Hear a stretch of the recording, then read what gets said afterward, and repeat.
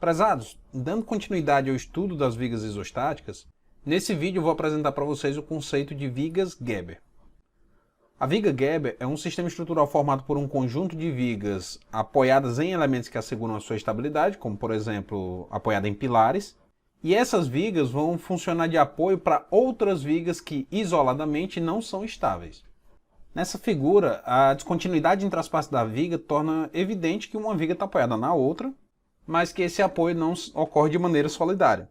A sensação que dá é que uma viga está realmente só em cima da outra. A idealização de uma viga Gerber se baseia na tentativa de manter as propriedades de uma viga contínua, só que utilizando um sistema estrutural isostático. Afinal, é sabido que um dos principais inconvenientes em se trabalhar com sistemas hiperestáticos é a sensibilidade destes a variações de deformações que podem ser introduzidas na estrutura por variações térmicas, retração do concreto, fluência, recalques de apoio, enfim, por ações indiretas que não são decorrentes da força-peso. A introdução dessas ligações articuladas entre as vigas impede, portanto, que haja, de um vão da viga para outro, a transmissão desses esforços adicionais ditos parasitais, que podem estar associados, conforme eu já mencionei, às deformações induzidas pela retração do concreto e pela variação de temperatura. Para deixar mais clara a natureza desses esforços adicionais que podem ser induzidos por deformações indiretas, vamos analisar essa situação em tela. Nesse caso, uma viga está submetida a uma variação de temperatura que irá promover uma dilatação linear. Essa viga está apoiada de tal modo que a extremidade esquerda tem seus deslocamentos, tanto horizontal quanto vertical, presos à parede, enquanto no lado direito há apenas uma parede de apoio, que pode ser, por exemplo, de neoprene, e que impede, portanto, só o deslocamento vertical. Ou seja, essas condições de vínculo permitem a movimentação lateral e rotações da extremidade da viga. Quando a viga pode se expandir sem restrições, não serão desenvolvidos esforços internos devido a essas deformações. Portanto, o fato das estruturas isostáticas não oferecerem resistência para acomodar um alongamento ou um encurtamento associado, por exemplo, a uma variação de temperatura, faz com que sejam desenvolvidas deformações sem, no entanto, que surjam em decorrência disso esforços internos. Isto é, em estruturas isostáticas, essas deformações adicionais não geram um estado de tensão.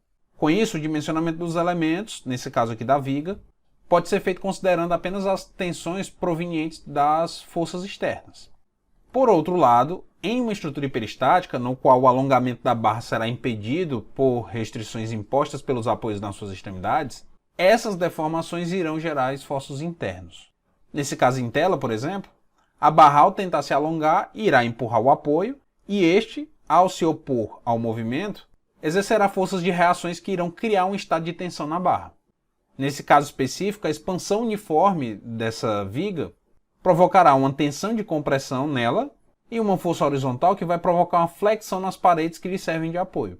Da mesma maneira, um movimento de apoio, como um recalque de uma fundação, por exemplo, pode induzir deformações nas barras da estrutura, provocando esforços internos. Nessa figura, a gente vê que se a viga for isostática, não haverá deformação com o recalque do apoio à direita, surgindo apenas um movimento de corpo rígido sem o aparecimento de esforços internos. Isto é, a viga só cai sem, no entanto, fletir. Agora, se houvesse um recalque no apoio de uma viga hiperestática, seria induzida na viga uma flexão, ou seja, haveria o aparecimento de momentos fletores na estrutura. Quando vocês forem estudar as estruturas hiperestáticas, verão que o acréscimo de esforços que pode ser gerado pelas deformações decorrentes da retração, da variação de temperatura ou de um recalque de apoio, tem na prática um efeito muito significativo. Então, quando nós vamos trabalhar com sistemas hiperestáticos, sobretudo de estruturas maiores, em que os efeitos tendem a ter uma ordem de grandeza mais acentuada, esses esforços espúrios que aparecem devido a essas ações indiretas passam a ser uma preocupação muito relevante, fato que justifica a utilização dessas ligações articuladas que permitem a livre deformação e acomodação da estrutura. Agora, quando eu estou falando que a ligação é flexível, que não há uma continuidade de rotação, o que eu estou querendo dizer? Quando nós temos uma estrutura reticulada, isto é, uma estrutura formada por barras, nós normalmente consideramos, inicialmente, ligações perfeitas entre essas barras. Mas como assim perfeitas? As ligações são assumidas como rígidas, que garantem a continuidade dos deslocamentos entre essas barras. Em outras palavras, os deslocamentos e rotações de duas barras que se ligam ao nó são compatíveis. Na viga da figura nós temos dois trechos ligados rigidamente ao nó que está com um apoio aí. Se nós gerarmos a rotação no trecho da direita da viga, essa rotação será transferida para o trecho da esquerda. Ou seja, se, por exemplo, houvesse um momento aplicado no trecho da direita da barra, que girasse esse nó a, sei lá, 20 graus, no sentido horário, a barra da esquerda, por estar rigidamente ligada à barra da direita, obrigatoriamente iria girar a mesma quantidade. Sendo assim, como consequência, a gente pode afirmar que o ângulo entre as barras será o mesmo após a deformação, que nesse caso é de 0 graus. O ângulo entre as duas barras permanece 0 graus. De uma forma mais sofisticada, a gente pode afirmar, portanto, que a rotação relativa entre as tangentes elásticas das barras no nó é nula. Beleza? Eu estou falando em termos de rotação, mas é importante lembrar que nesse caso essa rotação está associada ao momento fletor. Por essa razão, quando eu tenho uma ligação rígida, o momento interno produzido em uma das barras será transferido para a segunda, beleza?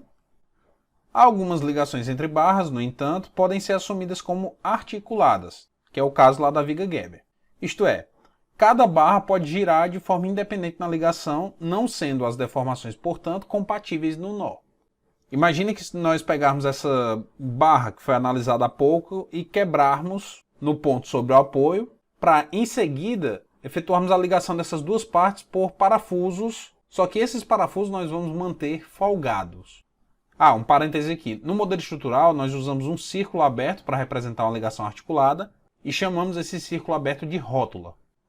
Pois bem, ao efetuar a quebra aqui dessa estrutura em duas barras e articularmos a ligação entre elas, nós fazemos com que, ao girar o segmento da direita, ou seja, a submeter esse trecho da direita ao momento, o trecho da esquerda não irá girar junto, diferentemente do que aconteceu aqui nesse caso, em que nós tínhamos uma ligação rígida. Nós tornamos, portanto, pessoal, os segmentos independentes quanto ao momento fletor. Desse modo, a existência da rótula faz com que, nesse ponto, a barra não tenha capacidade de transferir momento fletor. O que significa dizer que a rótula só é capaz de transferir de uma barra para outra força cortante e força normal. Sua incapacidade de restringir o giro no nó revela, portanto, que o momento fletor é nulo em uma rótula. Reparem que, como eu falei, a rótula torna as barras independentes quanto ao momento fletor, e do ponto de vista desse esforço, então, nós podemos analisar as partes de uma maneira isolada. E que fique bem claro, pessoal, não transferir momento de uma barra para outra não quer dizer que uma barra não gera momento na outra. A barra pode, por exemplo, passar uma força cortante que, como vocês sabem, pode gerar flexão na outra barra. A existência de uma rótula nos impõe, portanto, pessoal, uma condição de equilíbrio adicional, porque a resultante dos momentos em qualquer um dos lados da rótula tem que ser igual a zero, afinal, caso contrário, cada parte giraria em torno da rótula. Observem nesse caso. Se a ligação for rígida, bastaria eu colocar um apoio duplo aqui na extremidade esquerda da barra para garantir o equilíbrio estático dela. Agora, no caso da ligação articulada, se eu fizer a mesma coisa, colocar só um apoio aqui na extremidade esquerda, a estrutura continua hipostática, porque esse segmento da direita aqui vai formar uma cadeia cinemática, vai formar uma espécie de mecanismo, o que nos obrigaria, portanto, a incluir um terceiro apoio para evitar que esse segmento ficasse girando infinitamente, como o corpo rígido, em relação à rótula. E aí, nesse caso, nós teríamos 3 apoios simples para impedir as rotações, enquanto no outro caso nós precisaríamos só de 2 para impedir o mesmo movimento. Mas é importante ressaltar, pessoal, que se a rótula conectar só 2 barras, nós teremos apenas uma condição de equilíbrio adicional, mesmo tendo que ser assegurado o equilíbrio dos momentos dos 2 lados da rótula. Isso porque, se for imposto o equilíbrio em relação a um lado, automaticamente se garante o equilíbrio em relação ao outro, já que nós também impomos a condição de que o momento resultante em relação a qualquer ponto da estrutura, incluindo a rótula, precisa ser nulo. Se vocês repararem bem, vão ver que a rótula tem um mecanismo similar ao de um cotovelo. A diferença é que a gente não consegue girar o cotovelo a 360 graus, Já na rótula dá para a gente girar tanto para cima como para baixo. Observem que, em um sentido aqui, a gente consegue girar o antebraço sem, contudo, girar o braço. Ou seja, esses 2 segmentos, em um sentido, não têm continuidade quanto à rotação. No outro sentido, porém, se a gente aplicar um giro no antebraço, ele será transferido para o braço. Ou seja, se o meu cotovelo girar para cima, ele se comporta como uma rótula, uma ligação articulada. Porém, se eu giro para baixo, ele se comporta como uma ligação rígida, em que há uma continuidade da rotação e, portanto, a transferência de momento de um segmento para o outro. Eu acho que uma comparação melhor seria até de uma dobradiça de uma porta, né? Afinal, a dobradiça impede que a porta tenha deslocamentos de translação, porém, assim como numa rótula, a rotação é livremente permitida. Bom, então feita essa discussão aqui sobre uma ligação articulada, né, uma ligação rotulada entre barras, vamos voltar para a análise da viga Gerber. Bem, eu tinha falado para vocês lá que a ideia da gente definir essas ligações articuladas, que faziam com que vigas sem estabilidade própria se apoiassem em vigas com estabilidade própria, era com a ideia de manter as propriedades de uma viga contínua, sem, no entanto, ter os inconvenientes inerentes a esse tipo de sistema, né? Então imaginemos aqui uma viga que precisa vencer um vão muito grande, como por exemplo a viga de uma ponte, e que por essa razão nós precisaremos ter vários apoios. Essa viga contínua será hiperestática. Agora, se nós liberarmos a continuidade da viga introduzindo essas duas rótulas, nós tornaremos a viga isostática e, portanto, a viga ainda se manterá estável. E que fique claro, pessoal, a gente não pode colocar a rótula em qualquer lugar porque nós corremos o risco de criarmos um mecanismo, né, que tornará a estrutura hipostática e, portanto, instável. Só que eu vou debater com vocês esses critérios de onde posicionar as rótulas um pouco mais à frente, tá bom? Ao fazer isso, pessoal, reparem que nós acabamos de transformar essa viga contínua em uma viga Gerber. Afinal, é como se nós tivéssemos dividido essa viga hiperestática em outras 3 vigas isostáticas, sendo que 2 delas, as extremas, são biapoiadas com estabilidade própria, afinal possuem apoios externos para isso, né? E a viga do meio também vai ser uma viga biapoiada, já que ela não transfere momento, o momento é nulo nas suas extremidades, mas que se apoia nas outras 2 vigas porque não tem apoios externos que lhe confiram estabilidade própria. Lá, pessoal, naquelas aulas introdutórias, né, as primeiras aulas do curso, eu cheguei a mencionar que a idealização de que uma ligação é perfeitamente articulada é, em muitos casos, uma aproximação. Por exemplo, dá para a gente imaginar que a ligação de um pilar com uma viga, seja de aço ou de concreto, é articulada? Dá, pessoal, dá para assumir essa hipótese. Nos casos práticos, em que as rotações costumam ser muito pequenas, essa aproximação é razoável desde que algumas medidas sejam tomadas. É claro, pessoal, que qualquer dispositivo utilizado na conexão de 2 peças vai criar pequenas restrições à livre rotação das barras nos nós, que pode resultar no aparecimento de pequenos momentos nas barras. Porém, se forem tomadas as devidas medidas, esses momentos terão reduzido significado. Pois bem, então na prática é bem difícil nós termos uma ligação perfeitamente articulada ou uma ligação perfeitamente rígida, isto é, um apoio que restrinja integralmente todos os deslocamentos. Sendo assim, na maioria dos casos práticos, o que nós temos na verdade são ligações semi-rígidas, que são ligações que restringem parcialmente a continuidade de rotações de uma barra para outra. Sendo assim, a quantidade de rotação restrita e, por conseguinte, até de momento transferido vai depender da rigidez dessa ligação.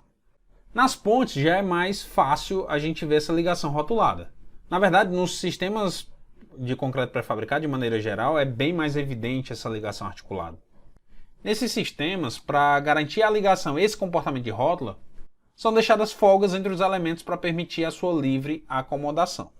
Isso dá origem às famigeradas juntas de dilatação. Em qualquer ligação idealizada como rotulada de sistemas pré-fabricados, inclusive de aço, né, sistema pré-fabricado de aço ou de concreto, é importante deixar essas folgas para permitir essa movimentação mais livre na extremidade da estrutura, né, seja uma rotação ou até mesmo uma translação. Nessas ligações aqui, pessoal, são empregados materiais de amortecimento que permitem movimentos tanto de translação como de rotação.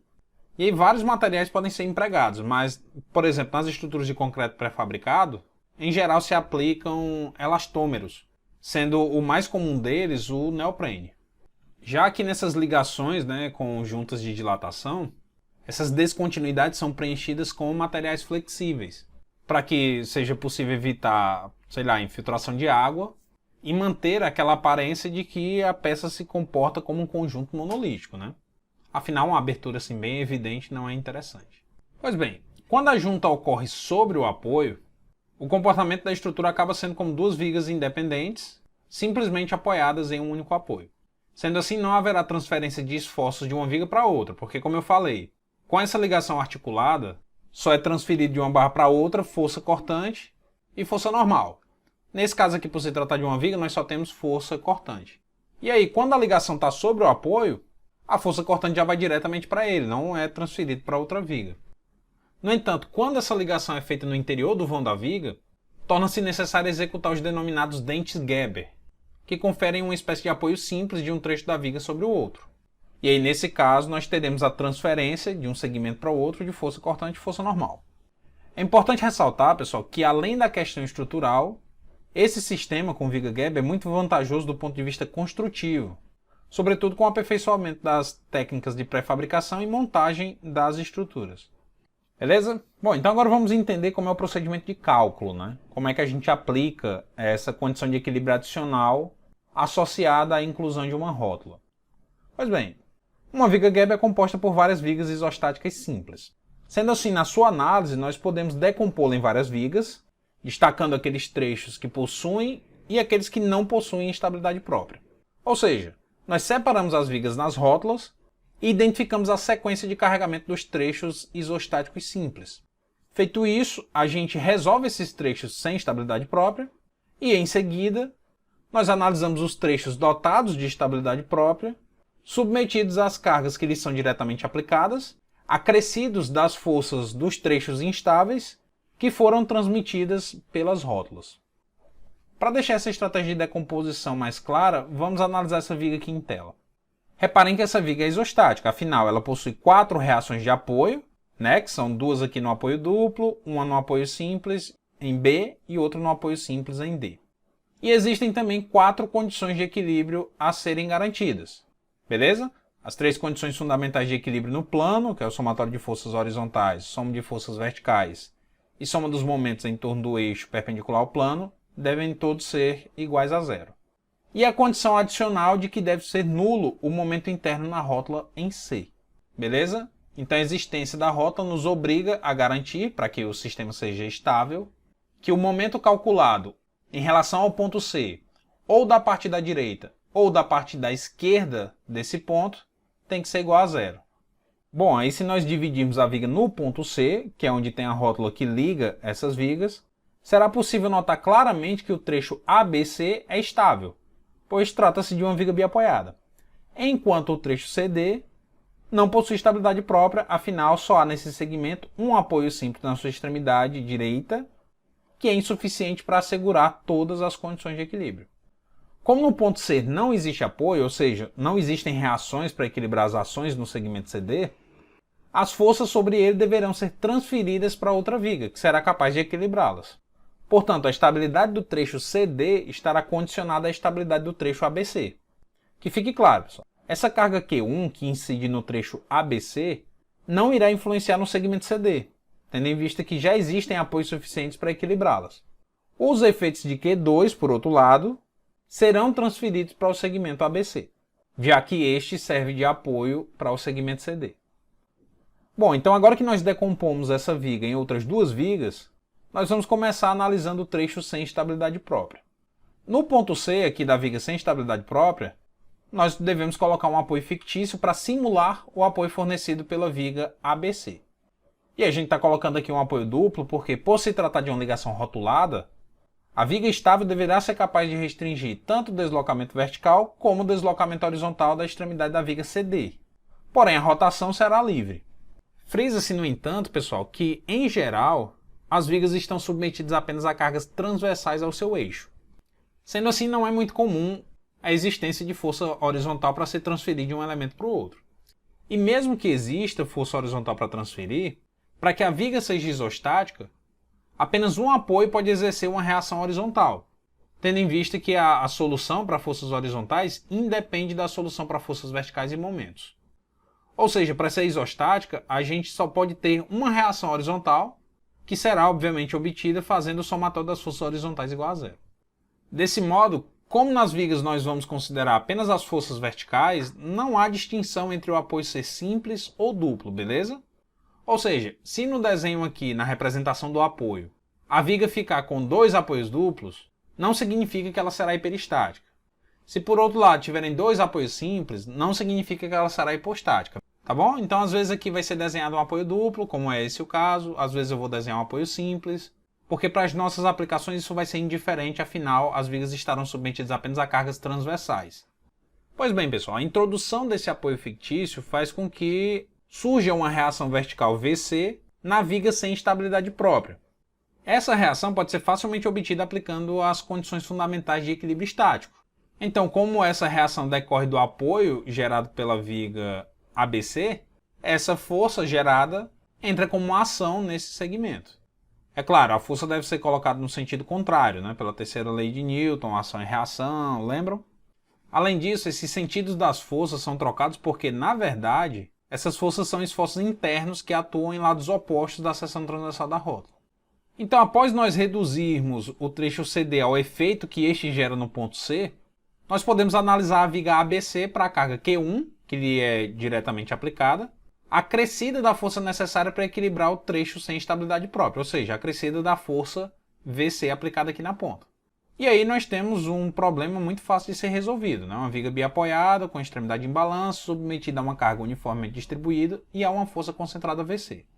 Ou seja, nessa técnica de decomposição, a gente quebra a estrutura na rótula, vê qual trecho tem estabilidade própria e qual não tem. Aí a gente começa a analisar o trecho sem estabilidade própria, obtém as reações e joga com uma ação nos trechos com estabilidade própria. Entenderam, pessoal? É bem simples. Alternativamente, nós poderíamos adotar um método puramente algébrico para obter essas reações. Se nós fizermos, portanto, a soma dos momentos em C, olhando só para o trecho da direita, já que a resultante dos momentos de qualquer um dos lados da rótula tem que ser igual a zero, nós conseguimos obter a reação VD. Em seguida, se nós aplicarmos a soma dos momentos em torno do ponto A, nós conseguiríamos obter VB. Aí, conhecidos VB e VD, nós faremos a soma das forças verticais para achar VA. Ou seja, nesse exemplo em tela, dá para a gente fazer direto, sem precisar efetuar a decomposição. Só que nem sempre cada reação poderá ser obtida diretamente ao aplicar uma condição de equilíbrio. Por vezes nós podemos recair em um sistema de equações lineares, que também não é coisa de outro mundo para resolver, né? Portanto, essa estratégia de decompor a estrutura, destacar as vigas sem estabilidade própria, computar o efeito dessas vigas e jogar nas vigas com estabilidade própria, é um processo mais simples, vocês vão notar isso à medida que forem exercitando, mas nada impede que vocês analisem a estrutura de forma global aplicando todas as condições de equilíbrio. Bom, é que eu queria chamar a atenção para um detalhe. Eu venho sempre repetindo que, para que uma estrutura seja isostática, a condição de que o número de equações de equilíbrio deve ser igual ao número de vínculos é uma condição necessária, porém não é suficiente. No caso das vigas Gerber, se houverem 3 rótulas alinhadas sem que nesse trecho tenha um apoio, a estrutura será hipostática. Nesse exemplo em tela, é possível notar que o número de vínculos é igual ao número de condições de equilíbrio, né? São 3 condições fundamentais de equilíbrio, mais 3 rótulas, o que nos dão 6 condições de equilíbrio, e 4 apoios simples, mais um apoio duplo, que nos confere 6 incógnitas. Então, 6 equações igual a 6 incógnitas. Em tese, essa estrutura deveria ser isostática. Só que ela não é. Reparem que, se nós quebrarmos aqui essa viga nas rótulas para realizar a decomposição, será possível notar um trecho hiperestático, que é esse aqui, ó, e um trecho hipostático. Tá bom?